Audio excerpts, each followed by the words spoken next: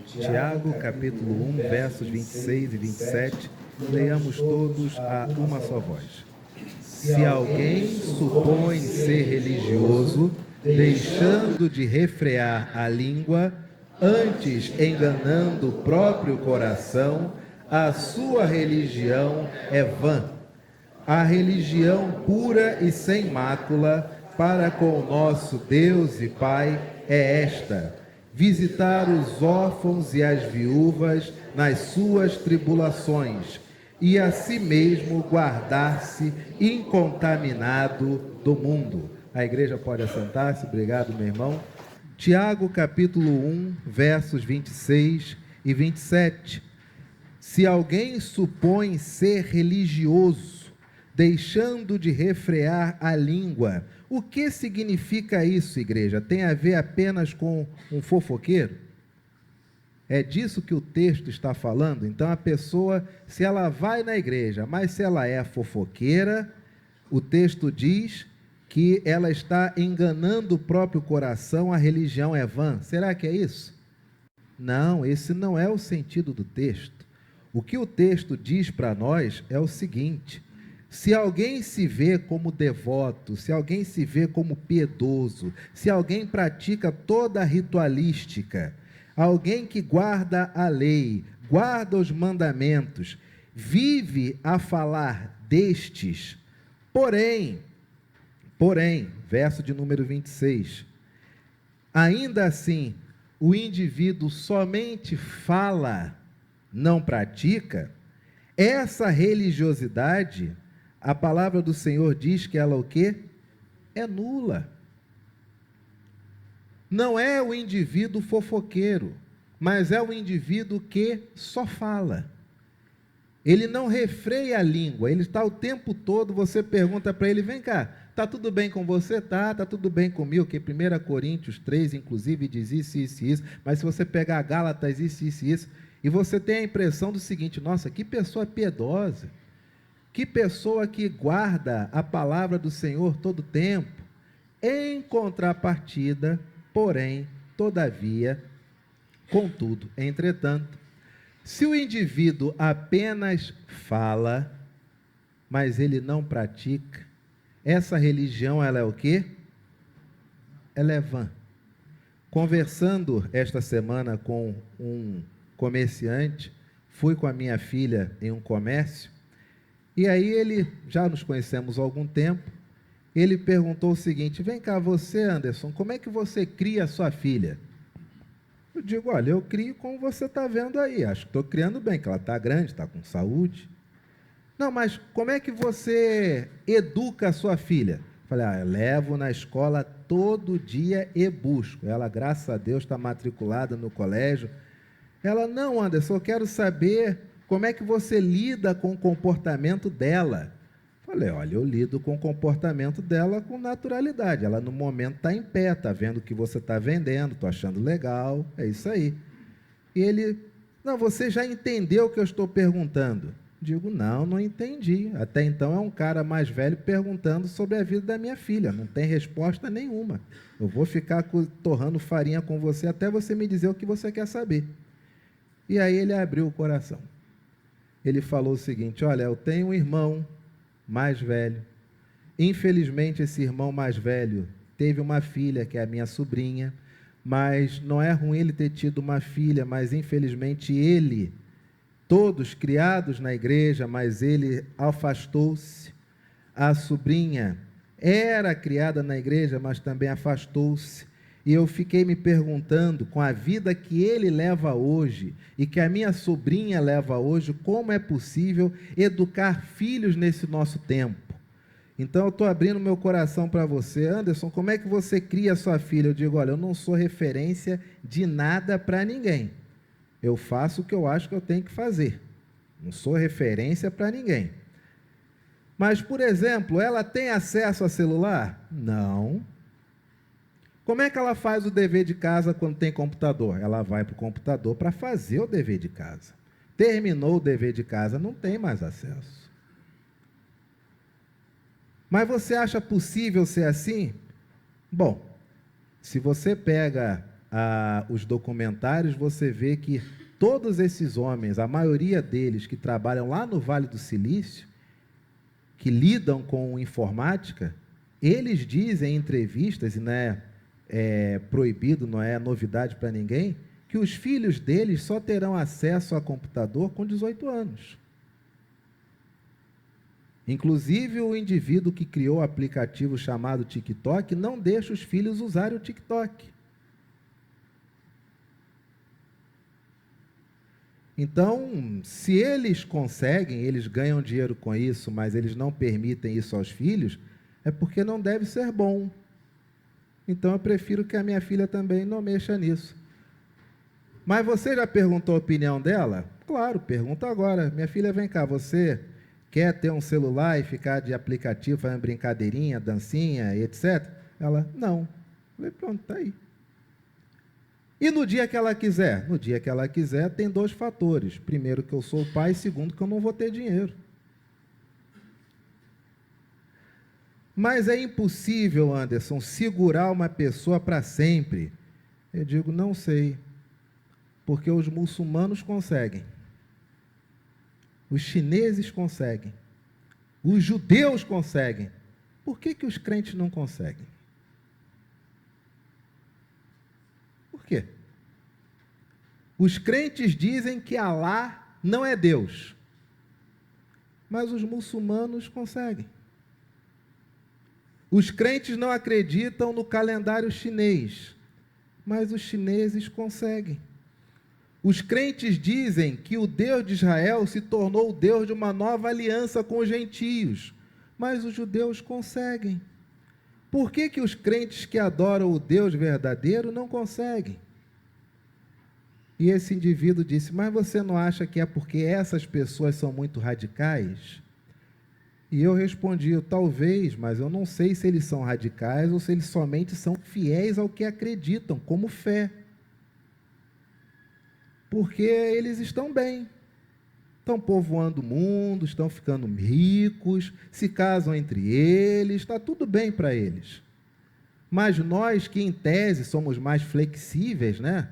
Estamos evoluindo, estamos progredindo como humanidade,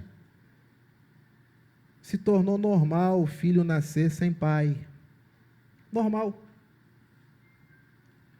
Se tornou normal mulher odiar homem. Normal, é até status.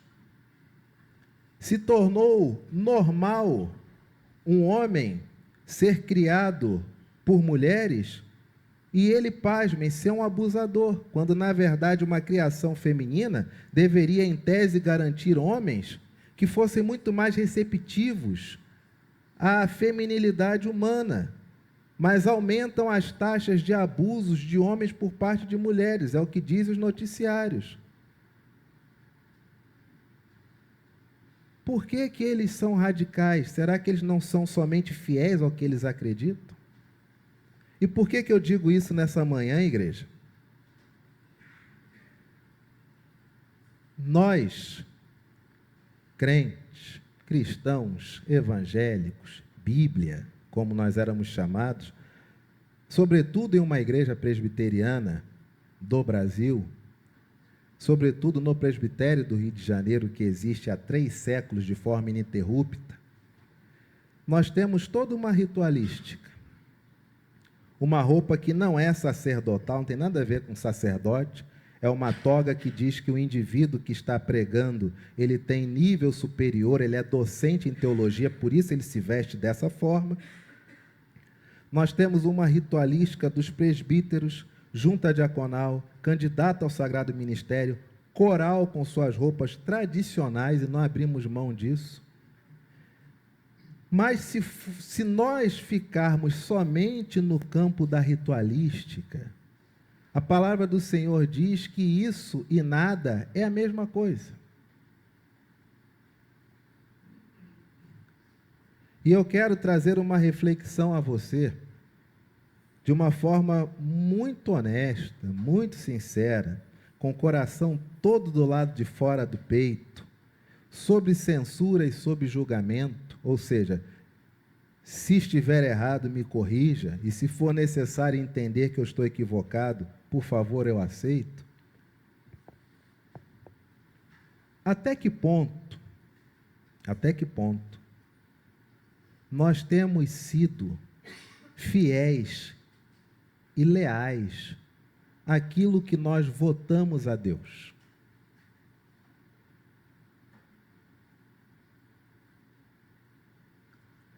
Nós dizemos que o nosso corpo é templo do... E por que nós ficamos doentes com doenças que infelizmente têm a ver com gula?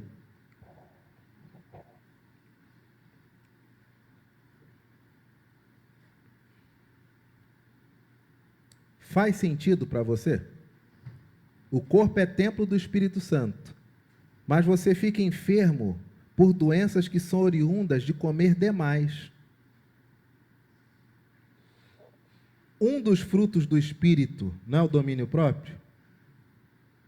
Uma obra da carne não é a glutonaria? Percebe como aqui nós temos todos os rituais, mas se nós não vivermos o Evangelho, é vão. É fútil, como diz a Escritura. Como nós podemos louvar ao Senhor e ficarmos doentes porque não conseguimos controlar nossos hábitos alimentares? Cadê esse Espírito Santo dentro de nós? A palavra do Senhor diz que basta a cada dia o seu próprio. Mas quando você vai conversar com os cristãos, eles estão remoendo problemas de 3, 4, 5, 6, 7, 8, 9, 10 meses, 2 anos, 5 anos. Eles não se libertaram ainda de circunstâncias que já passaram. E constroem na sua mente um mundo onde Deus lhe fará justiça por coisas que já ocorreram, os quais o próprio Deus falou que se eles perdoassem e seguissem em frente, seriam de antemão bem-aventurados ou então felizes.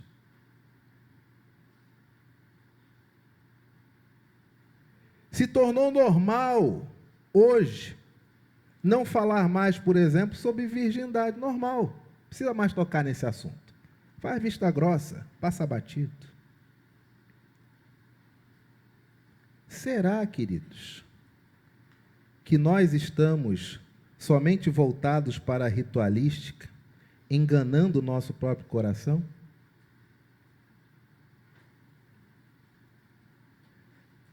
E volto a insistir, por que outros povos conseguem? E talvez aquilo que esse meu amigo falou, comerciante, você vê que não encontra eco.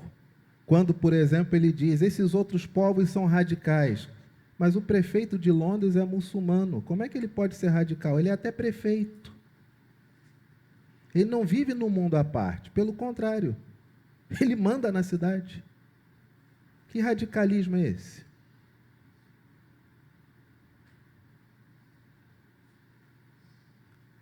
Queridos, a palavra do Senhor diz, se alguém supõe ser religioso, ou seja, se alguém se vê como devoto, ritualista, alguém que guarda a lei, mas deixa de refrear a língua, ou seja, não percebe que ele apenas fala, antes ele está enganando o próprio coração.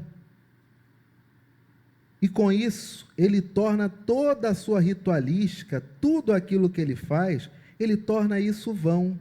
Ele torna isso vazio. Você vê, por exemplo, em outras religiões, na doutrina espírita, o indivíduo está nesse mundo, evoluindo, e voltará como uma pessoa melhor em outro corpo, e vai evoluir até que chegue à perfeição. Mas o mundo só piora.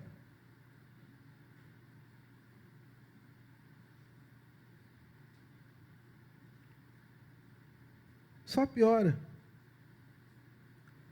Percebe como o livro de Tiago é um livro para muitos espinhoso, porque ele nos tira de um ambiente de fantasia, ele nos traz para o planeta Terra, com o nosso pé no chão, e a gente passando a mão nas nossas próprias mãos e sentindo a nossa pele.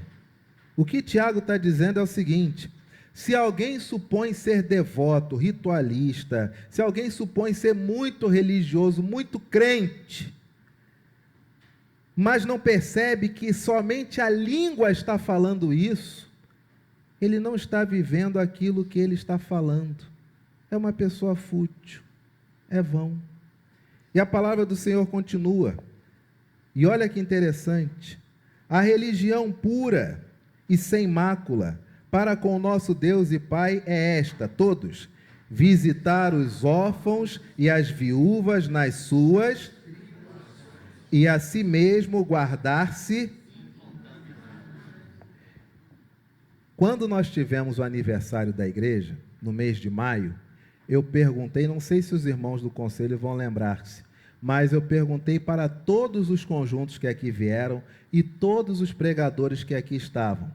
No primeiro conjunto, celebração vocal, eu acho que a maioria eram adventistas, ou pelo menos um era adventista. Mas eu perguntei para todos eles, me tira uma dúvida. Na sua comunidade local, na sua igreja, na igreja de vocês, algumas pessoas saem alegando que a igreja de vocês é fria, alegando que não tem Deus, que não tem Espírito Santo, que vocês são muito ritualistas? E todos disseram sim. Eu, ok.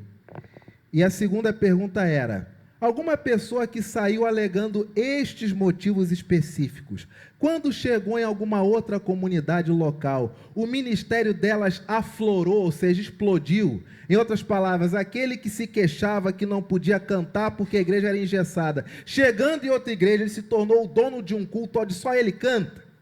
Aquele que brigava porque a igreja tinha que ajudar mais a obra de missões, saiu da sua comunidade local. Quando ele chegou em outra comunidade, ele se tornou o responsável pela pasta de missões da denominação. Em outras palavras, os queixosos, ao migrar para outra comunidade, eles se tornaram a referência daquilo que eles se queixavam nas outras igrejas de origem? E a resposta de todos foi: não. Eles somente passaram a ir a outras igrejas. É o que diz a palavra do Senhor. Às vezes nós reclamamos, e muitas vezes com razão. Não existe igreja perfeita. Essa igreja, infelizmente, jamais será perfeita enquanto eu, na condição de pastor efetivo, estiver na igreja, porque sou imperfeito. Os primeiros erros da igreja acontecem comigo. Por quê? Porque eu sou um indivíduo, por definição, pecador. Mas vejam, as pessoas reclamam de suas igrejas.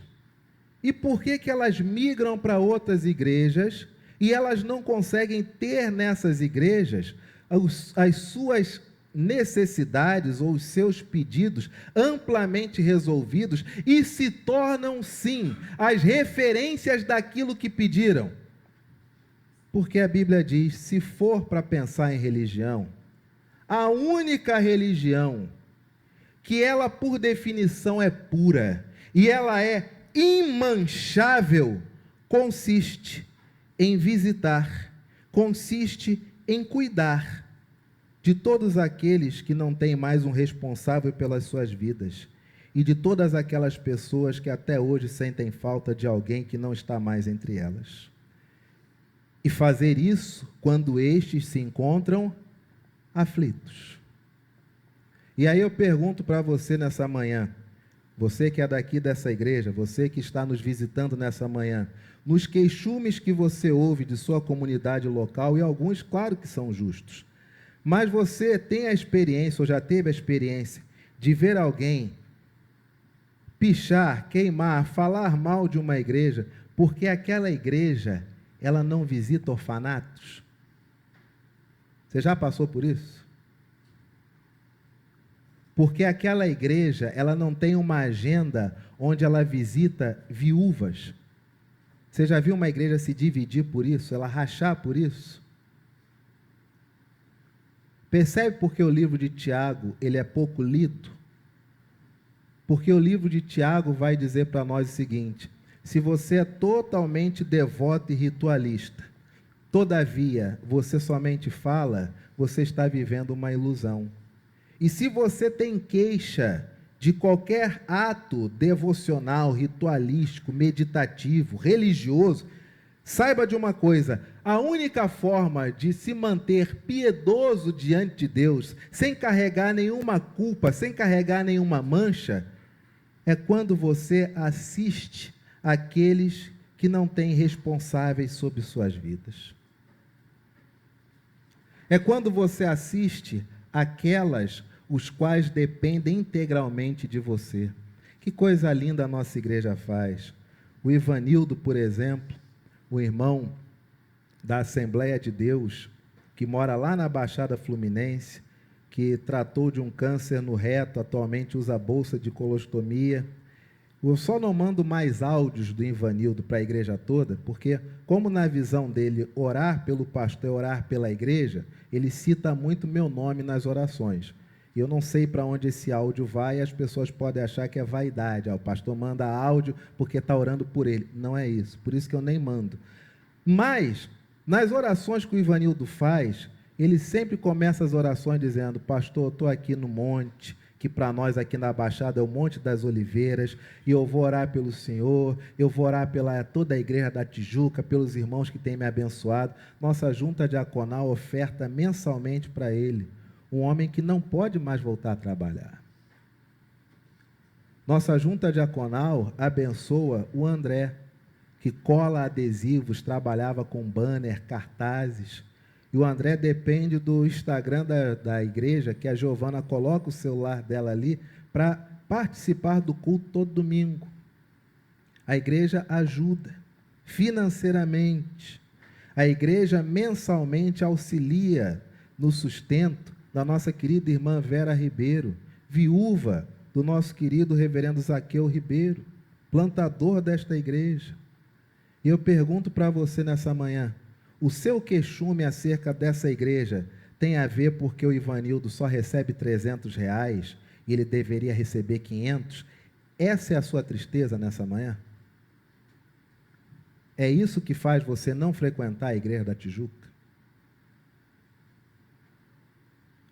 A sua tristeza nessa manhã é porque o André, ele recebe remédios e equipamentos, mas a igreja deveria arcar integralmente? Sua tristeza nessa manhã é porque existem outras viúvas de pastores presbiterianos que a igreja da Tijuca poderia abençoar? Se for esta, por favor, fale. Nós queremos nos corrigir de acordo com a palavra de Deus. E quero dizer a você nessa manhã, com todo amor, com todo carinho: cuidado.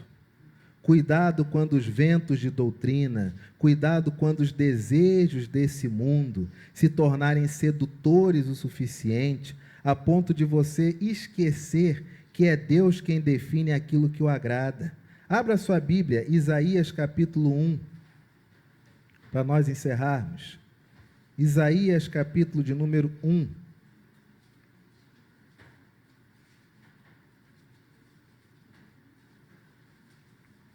A partir do verso de número 10.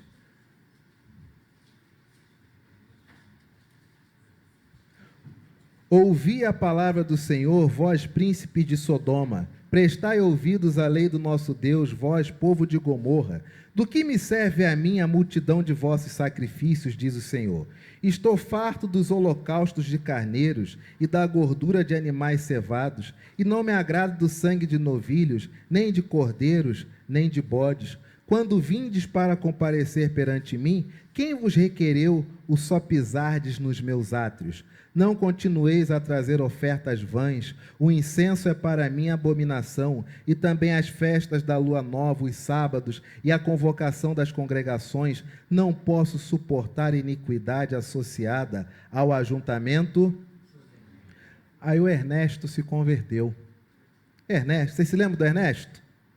Claro que não, nunca veio aqui. Ernesto se converteu. Ernesto, ele era filho de um dos homens mais ricos de uma cidade do interior. E o Ernesto se converteu, o pai era dono de posto de gasolina e do motel. E Ernesto se converte, começa a ir na igreja. E acha a igreja maravilhosa. E começa a frequentar a igreja feliz da vida. E chega para o pastor e diz: pastor, olha, eu estou maravilhado, isso aqui é muito bom. Eu recebo a palavra, a irmã traz profecia, a senhorinha toda quarta-feira traz revelação. Estou maravilhado, isso aqui eu não quero outra vida. Se eu não trabalhasse à noite, eu viria também para o culto da noite, estaria também nas orações da madrugada, mas o meu trabalho começa à noite e eu atravesso a madrugada. Pastor, você trabalha com o quê? Olha, às vezes no posto de gasolina de papai, mas à noite eu fico no motel. E o pastor disse: você fica no motel, meu filho, à noite? Fico, eu trabalho lá. Ah, tá. Inclusive, pastor, olha, eu fico assim maravilhado. Como o povo aqui é diferente. Porque assim, muita gente que eu conhecia aqui, eu já conhecia de lá. E o pastor: pois não, conte mais sobre isso. O Ernesto, com toda a tranquilidade do mundo, tá? E estou dizendo o nome porque é real, tá bom, meu amigo? Conheço Ernesto, conheço a igreja. Ih, rapaz. Mas tem muito tempo. Hoje todo mundo deve ser pai, avô, tudo certo. Pai e mãe não tem passado, amigo.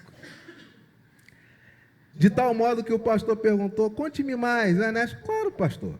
Pastor, Ernesto, você pode me dar uma noção de como é que é isso aí? Perfeitamente, pastor. Aquele final de culto, o pessoal está enrolando cabo, está conversando, aquele troço todo, aquela coisa linda. Ó, ali. Quem lá atrás, vai sair. Ali, ó, quem ali, isso, tal. Beleza. Pastor, que bom. Ernesto, você pode vir sábado? Claro, perfeitamente. Trocou até a escala.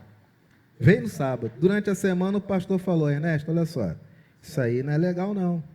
Isso não é certo. Não é, pastor? Não, Ernesto, não é certo não. Eles eram para ter uma vida regrada, consagrada, castidade, etc e tal. Ernesto, não brinca. Mas isso é recente? É uma determinação agora da igreja? Aí o pastor: não, Ernesto, assim, desde Gênesis, mais ou menos. Resultado, chegou no sábado, aquela reunião, todo mundo, aquele culto, louvor, adoração, duelo, teve tudo. Termina esse cultão cheio, esse culto maravilhoso. O pastor pegou o microfone, falou: meus irmãos, com toda alegria, com toda a paz do mundo, eu quero fazer algumas separações para a gente poder tratar, tá? O conselho está dividido, tá em 3 salas, tá certo?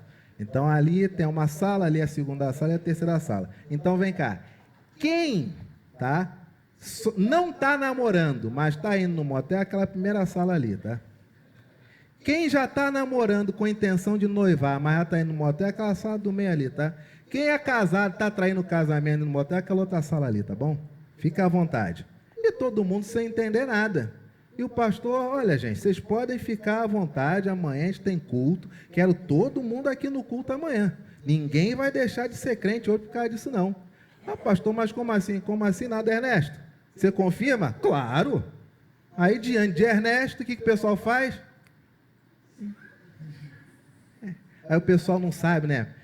Eu vou para a primeira sala, eu já posso ir de mãos dadas virou pecado. Mas o culto, meu amigo, um embalo. Meu amigo, um louvorzão, meu amigo. Eu mesmo ficava lá, eu chegava a ficar suado. Isso aqui é maravilhoso, rapaz. Que movimento. Olha o avivamento. Aí quando eu ouvi a história do Ernesto, fui conferir. Ernesto, vem cá. É verdade isso? É, seminarista, teve esse negócio mesmo.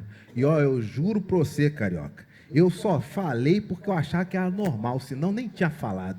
Aí por quê? Porque o movimento no motel caiu, meu pai me culpou.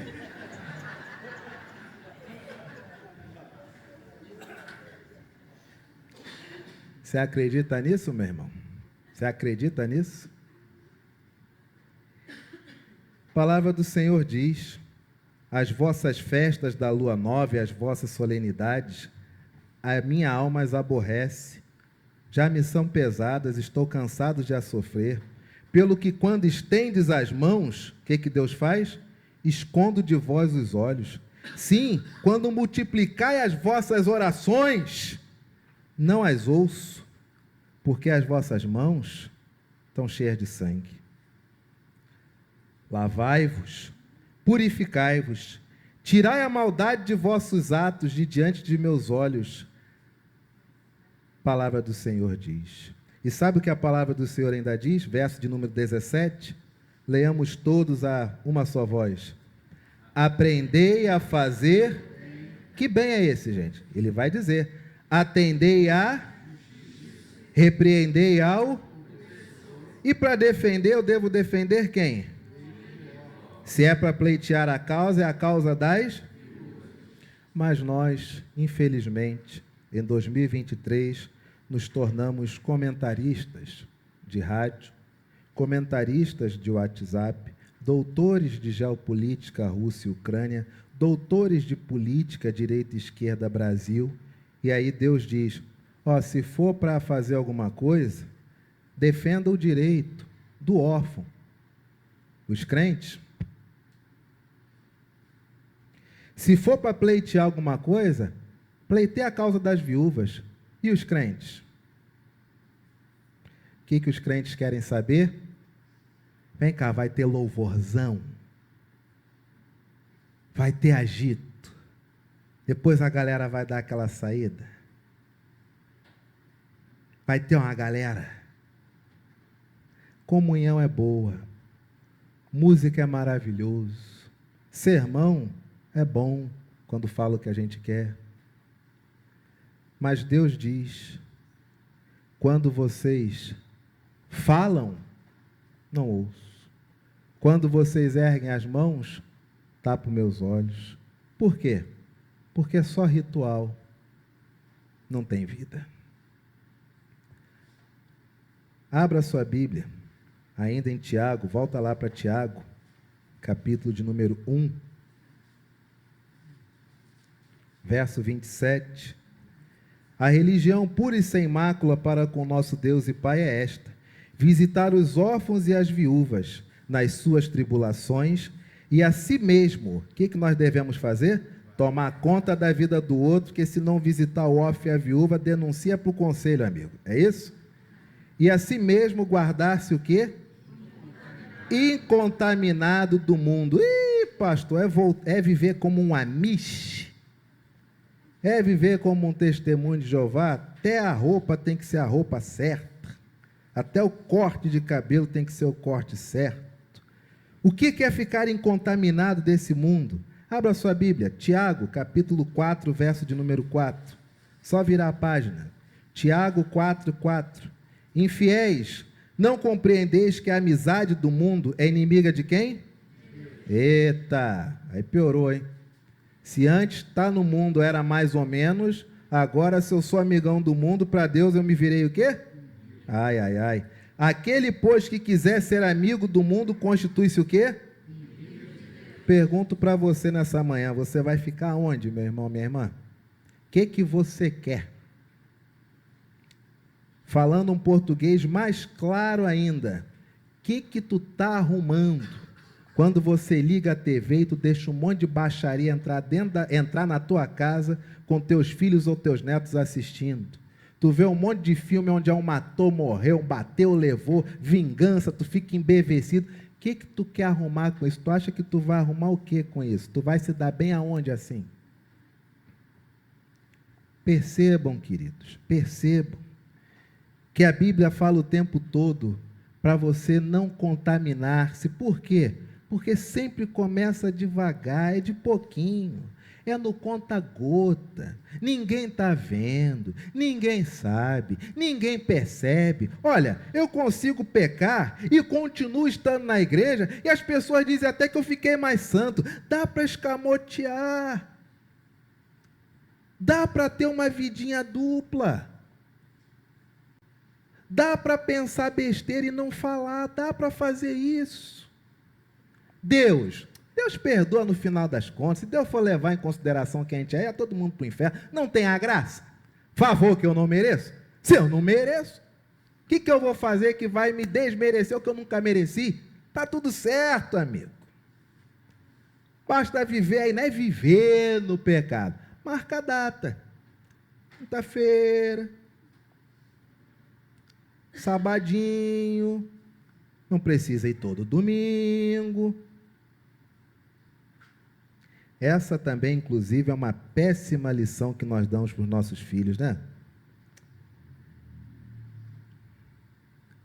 Tem prova segunda. O filho diz: preciso estudar. Os pais falam o quê? Mata a igreja. Mata o culto. Aí vamos lá, a um exercício de racionalidade. Você consegue imaginar um muçulmano não participando do Ramadã, que tem uma prova segunda-feira? Consegue? Mas o crente mata o culto. E isso porque o crente crê que serve o Deus verdadeiro. Você consegue imaginar um judeu não participando da Páscoa, do Pessac, porque na segunda-feira ele tem prova? Mas os crentes matam o culto, meu amigo. E desde pequeno. Só matar o culto não dá nada, não. Aí depois não sabemos porque nossos filhos invertem os polos. Vem à igreja para fazer sua média anual. Café da manhã, aniversário disso, troço daquilo, apresentação de não sei o quê. E pasmem, antes era uma média. Agora os avós pedem pelo amor de Deus, vai uma vez no ano, vai no Natal. E o neto, a neta ainda diz que vai pensar, vai depender. Por quê? Porque é desde pequeno. Tem prova amanhã? Mata o culto. Precisa ir no culto.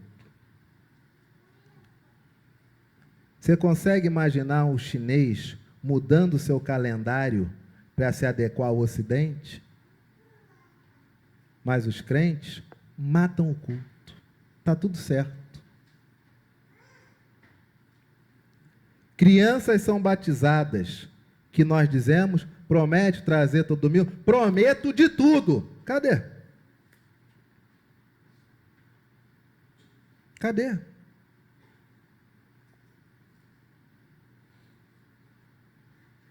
Queridos, cuidado com a contaminação desse mundo.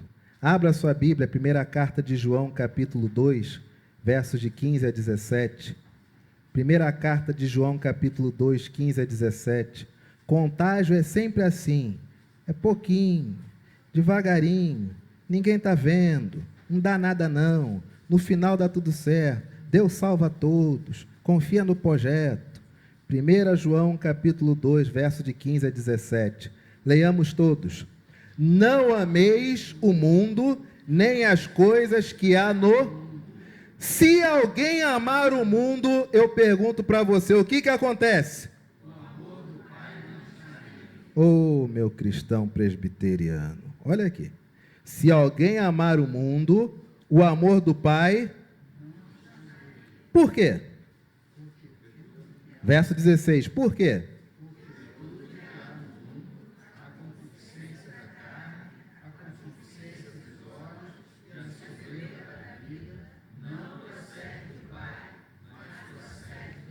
Porque tudo que tem nesse mundo, e o que tem nesse mundo? O autor, ele explica, o desejo carnal, o desejo dos olhos e a arrogância da vida, a certeza de que a sua vida já deu certo, a plena convicção de que não vai dar nada porque você é abastado, tudo isso não procede do Pai, mas procede do mundo. Você quer saber se você já está contaminado por esse mundo? É simples.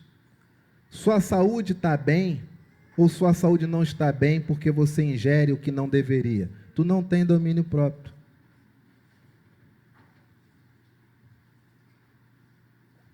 Presta bem atenção. Como a concupiscência da carne, o desejo da carne, você fica vendo hoje nossos adolescentes, os adolescentes da nossa sociedade, gente, os garotos com um futuro enorme pela frente. Ninguém ensina para eles que eles só vão ter valor depois dos 30 anos.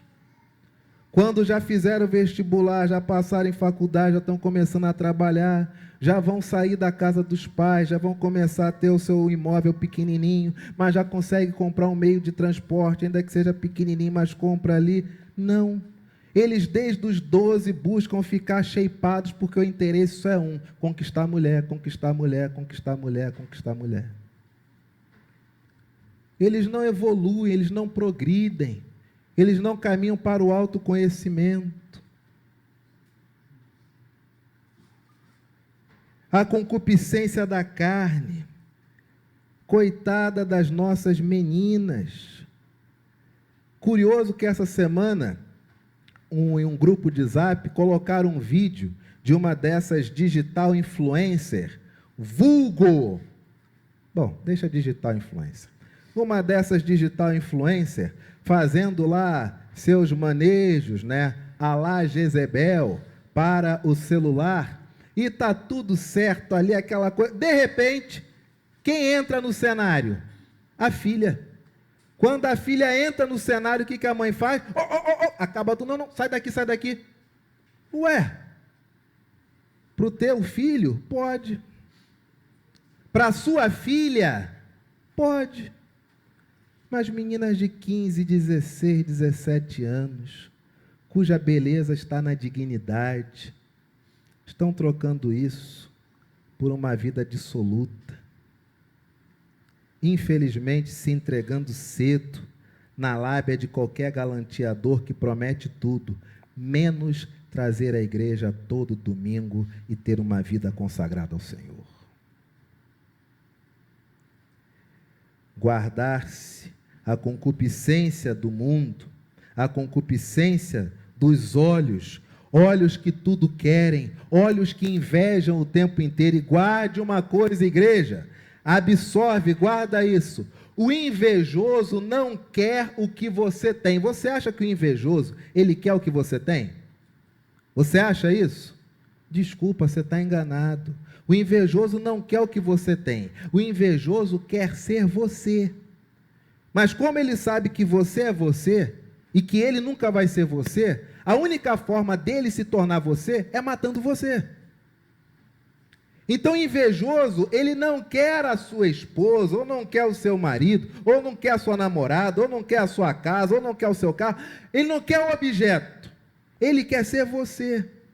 Só que você tem aquele carro, então ele quer aquele carro, porque aquele carro é de quem? É teu.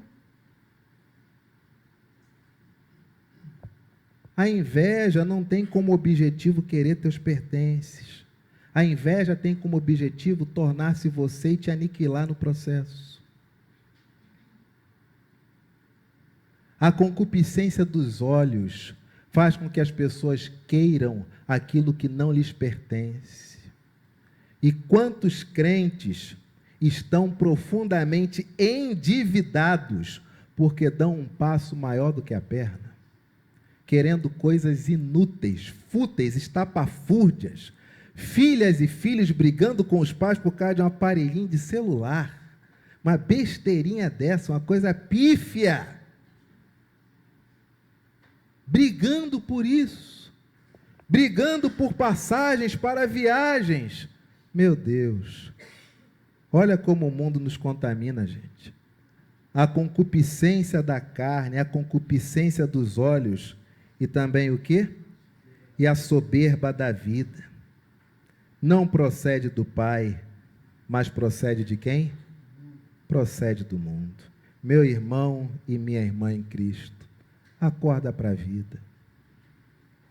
Como é bom ter uma vida humilde, com toda a dignidade.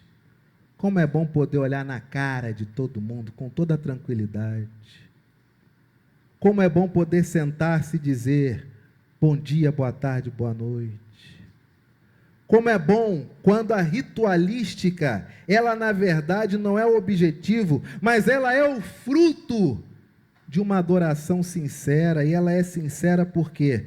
Porque os órfãos são assistidos, as viúvas são amparadas. Igreja da Tijuca, nós devemos satisfação somente a um, que se chama Jesus de Nazaré.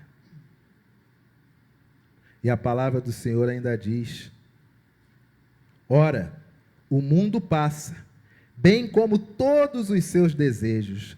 Aquele que faz a vontade de Deus permanece para quando? Hoje, você pode ser tido pelos seus filhos, pelos seus netos, como alguém chato, retrógrado. Enfim, os adjetivos são vários. Mas lembre-se de uma coisa: você não os está preparando para cá, você os está preparando para lá. Não é aqui. Você, na condição de responsável, você não os prepara, e você que não tem responsabilidade sobre ninguém, mas é responsável somente por si, olhe esta vida, lembrando que você vai viver muito mais a eternidade do que esses 100 e poucos anos que você vai viver aqui. Você não obedece a Deus porque o mundo diz que é bom. Você obedece ao Senhor porque é lá que você vai morar. E eu reafirmo o que tenho dito desde o começo. Muçulmanos acreditam em Alá e conseguem. Judeus acreditam somente em Yahvé e conseguem. Chineses, dentre outras coisas, veneram um calendário chinês próprio e conseguem. Você crê em Jesus, Filho do Deus vivo? Você já conseguiu. Fortaleça seu coração, eduque sua mente, elimine esse monte de porcaria que está na sua mente, esse desejo nefasto de estar na casa de Deus preocupado com o que tem lá fora, esse desejo terrível, absurdo, de ter o controle de coisas que são, por definição, incontroláveis, porque você não é Deus. Tira isso da tua cabeça, meu irmão. Achar que a sua vida é ridícula porque nos programas de TV, fulano tem mais, Beltrano tem mais. Abençoe todos os que têm mais do que você, mas lembre-se que o bem mais precioso você já tem: o amor do Pai e o privilégio de poder chamar o outro de seu irmão. Quer algo maior do que isso, igreja?